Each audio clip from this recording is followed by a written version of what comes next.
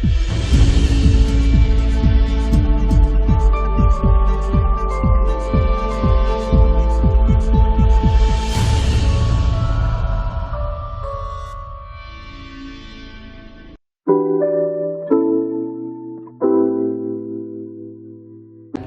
Sonora, kita masih bersama di Sonora Siang. Saya Rini Aprianti masih ngobrol di sini dengan Kak Melanie Fabiola dari Lembaga Karin Kehandira, dan obrolan kita hari ini mengenai Indonesia bebas TBC, dan itu dimulai dari keluarga ya kami ya.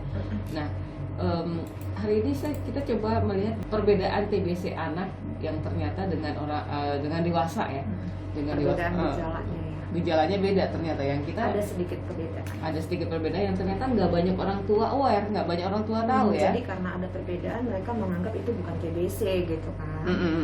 Nah jadi sebelum kita sampai ke situ nih, tadi kita lupa nih nyampein gambaran kasus ya, supaya pendengar juga merasa oh ya emang serius gitu. Tadi kan Barini udah bilang tuh kematian TBC itu 11 orang per jam akibat TBC. Nah jadi Indonesia itu termasuk dalam 8 negara yang menyumbangkan 2/3 kasus TBC di dunia loh. 2/3 kasus TBC di dunia gitu ya. Jadi kita tuh posisi kedua setelah India. Jadi India yang pertama. India yang pertama, Indonesia yang kedua. Kasusnya itu 845.000 per tahun. Kematiannya itu 98.000 per tahun. Nah itu makanya tadi kan kalau setahun berapa tuh? Nah itu jawabannya 98.000 ya. 11 kematian per jam ya. Ya. Dan sebagiannya itu adalah kasus TBC pada anak, Mbak Rin. Nah jadi karena WHO mengatakan TBC itu faktor utamanya adalah kurang gizi, ya, dan kita juga masuk ranking dalam kasus stunting di dunia. Jadi ya wajar ya kalau Indonesia itu prioritas utamanya di stunting. Jadi bagaimana supaya tahun 2030 tuh kejadian stunting kita itu menurun menjadi 14% aja, karena sekarang kan masih di ini ya, masih di atas 20%, ya kan. Nah jadi TBC itu kan sebenarnya penyebabnya adalah anak terpapar kuman TBC ya, atau Mycobacterium tuberculosis. Nah anak tuh dapatnya dari mana? Biasanya ketika anak kontak dengan orang dewasa yang sudah duluan terinfeksi TBC gitu. Nah kan banyak orang tua berpikiran ketika anaknya didiagnosis TBC, banyak orang tua yang berpikiran nih ketularan dari teman di sekolah nih, gitu. Padahal menurut pengamatan ya, penelitian, ternyata anak-anak itu justru lebih sering terpapar dari orang dewasa. Bisa dari keluarga di rumah, bisa dari pengasuhnya, ya, bisa dari kedua orang tuanya gitu ya. Jadi kan kalau orang tua menganggap anak tertular dari sama-sama teman anak, nah itu mungkin paradigma yang harus dirubah ya. Artinya begini, jangan merasa aman dengan keluarga di rumah, berpikir bahwa anak itu dapat TBC dari luar gitu.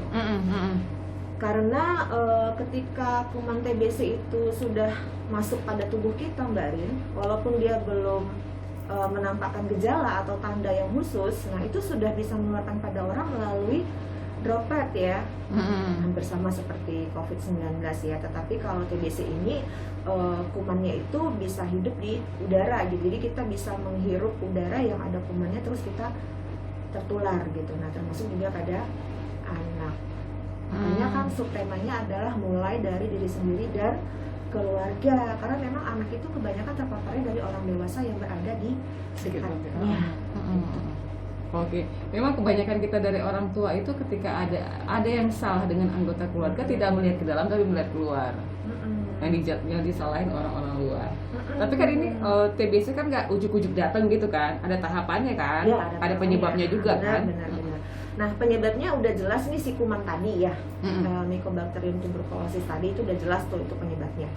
Nah tahapannya itu adalah mulai dari tahapan terpapar dulu nih, exposure ya. Jadi terpapar dengan kuman melalui udara yang dihirup melalui saluran pernapasan ya. Nah, dan ini kalau daya tahan tubuh anaknya kuat, ya, ditunjang oleh faktor gizi yang baik, gizi yang seimbang, ya, dengan pola hidup yang sehat. Nah, mungkin daya tahan tubuhnya bisa membuat si kuman tadi tidak aktif, ya. Jadi dia tidak akan menunjukkan keluhan atau gejala apapun. Nah, ketika kuman tadi aktif, ya ini masuki tahap yang kedua. Nah, ini tahap yang kedua ketika daya tahan tubuh si anak menurun, ya. Nah, kuman tadi dapat bereaksi dalam tubuhnya menjadi aktif dan menyerang berbagai sistem fungsi tubuhnya. Barulah ada gejala gitu ya. Nah, gejala-gejala pada anak itu biasanya batuk yang tidak kunjung sembuh, ya, cukup lama, biasanya lebih dari 3 minggu tuh batuknya kayaknya biasa-biasa aja gitu, tapi 3 minggu nggak sembuh-sembuh walaupun sudah diobatin gitu ya, sudah dicoba diobatin oleh orang tuanya. Batuk 100 hari gitu ya? Nah, ya. Itu batuk 100 hari, ntar 100 hari udah sembuh lah sendiri gitu ya. Padahal sebenarnya setiap penyakit, bukan cuma TBC ya, setiap penyakit kalau tidak diobati secara tuntas, walaupun gejalanya menghilang, bukan berarti penyakitnya sudah sembuh. Ya, gitu.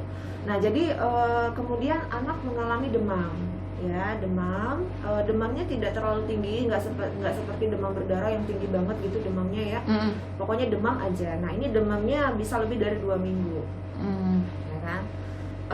Kemudian tubuh lemah, kehilangan nafsu makan, berat badan juga tidak bertambah, bahkan ada yang menurun, ya kan. Mengalami mulai sesak nafas, ya, berkeringat di malam hari. Ini kan gejala-gejala umum ya yang hampir sama dengan orang dewasa. Nah, kemudian diikuti dengan batuk darah, dan pada akhirnya kalau dibiarin akan mengakibatkan pembengkakan kelenjar getah bening dan penurunan pertumbuhannya akan melambat. Nah, gitu. Nah, jadi ada sedikit berbeda dengan orang dewasa adalah tidak selamanya anak mengalami batuk keringat di malam hari. Kan kalau orang dewasa itu kan ciri khasnya ya suka berkeringat gitu ya di malam hari, kemudian batuk sesak gitu ya. Nah, kalau pada anak-anak kadang-kadang itu tidak terlalu terlihat.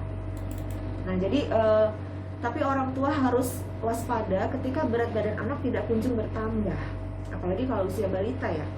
Karena pada usia balita itu kan pertumbuhan cepat. Pertumbuhan cepat ya Mbak Rin. Jadi apalagi yang usia sampai 2 tahun, 3 tahun pertama itu pertumbuhannya harusnya cepat. Jadi penambahan berat badannya setiap bulan itu lebih besar daripada pertambahan berat badan pada anak di atas usia balita. Nah, kalau orang tua yang rutin bawa anaknya ke posyandu atau ke tenaga kesehatan setiap bulan untuk menimbang berat badan dan sebagainya, ini akan cepat terdeteksi gitu. Ketika anak mulai berkurang nafsu makannya, ya, atau nafsu makannya tidak berubah, tetapi kenapa berat badannya nggak nambah-nambah? Nah, ini akan membantu orang tua untuk lebih aware, untuk lebih cepat mendeteksi, supaya dilakukan pemeriksaan yang dibutuhkan. Apalagi kalau anaknya menunjukkan ada demam dan batuk yang cukup lama. Walaupun batuknya tidak, jangan ngebayangin batuk yang parah gitu ya, jangan ngebayangin yang batuk sampai gimana gitu, batuk-batuk biasa terlihat batuk-batuk seperti kayak gatal-gatal. Iya, kan kayak biasa aja kok batuknya gitu ya. Nah, cuma nih anak emang udah mulai males makan, atau misalnya makannya masih biasa, cuma kok beratnya nggak nambah-nambah. Nah, ini yang harus cepet nih disadari oleh orang tua gitu. Oke, jadi kita juga harus meluruskan mitos-mitos itu ya kami ya, nggak ada itu batuk 100 hari ya. Iya, tidak selamanya batuk anak itu harus batuk 100 hari kan begitu ya. Oke. Nah, itu dia penyebab-penyebabnya ya, gejala-gejalanya ya, tahapannya. Kalau untuk tahapannya penyakit TBC sendiri itu ada bedanya juga. Ya itu tadi ya, terpapar oleh kuman, kemudian fase TBC laten atau misal ya itu yang tadi saya katakan kumannya sudah masuk dalam tubuh tetapi belum menimbulkan gejala, belum menimbulkan gangguan kesehatan secara nyata gitu ya. Nah, baru nanti tahapan TBC aktif. Nah, dia sudah kumannya sudah aktif, di saat daya tahan tubuh menurun ya, kumannya aktif, nah barulah dia mengganggu sistem dalam tubuh kita, terutama pernafasan kita, menimbulkan gejala-gejala seperti yang tadi disebutkan. Oke, seperti apa pemeriksaan TBC pada anak, dan tadi juga untuk TBC itu ternyata nggak hanya di paru-paru kan ya? Betul. Nah, jadi itu bahayanya Mbak, nanti kita bahas ya. Kalau orang tua terlambat mendeteksi, ya ternyata TBC ini bukan cuma menyerang paru-paru loh. Nah, yang kita khawatirkan kalau dia menyerang organ tubuh yang lain yang lebih vital gitu. Oke, nanti kita akan coba cari tahu ya kami ya. Sahabat Sonora yang ingin bertanya dengan Kak Melanie Fabiola atau punya pengalaman atau ingin sharing, silakan 081160400904 081160400904. Kami akan kembali sesaat lagi.